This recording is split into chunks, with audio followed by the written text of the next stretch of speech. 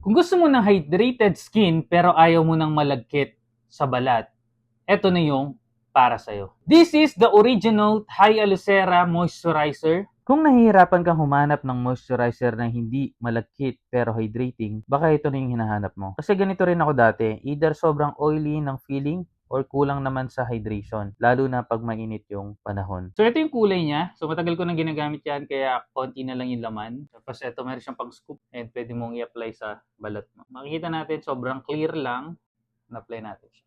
So kung gusto mong i-moisturize yung iyong skin and improve yung skin barrier mo, pwede mong gamitin itong product na ito. Sobrang okay niya for hydration. May high hyaluronic acid siya. So nakakatulong talagang mag-lock in ng moisture sa skin. Yung feeling na hindi ka dry kahit naka-aircon ka buong araw or kahit bilad ka sa init. May ceramides din siya, which is important kasi tinutulungan niya i-repair yung skin barrier mo. So kung napapansin mo na madaling ma-irritate yung skin mo, or nagda-dry patches ka, malaking tulong to para mas maging healthy yung overall skin mo.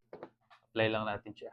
Para lang siyang water, hindi siya malagkit sa balat. So maganda itong gamitin morning or bago ka matulog. So kahit lalaki guys, kailangan din natin ng skincare para healthy yung mga skin natin. Healthy yung face natin. Then hayaan ko lang siya mag-dry. Pag nag-dry na yan, doon ako matutulog. Time check, anong oras na ba? 12:15.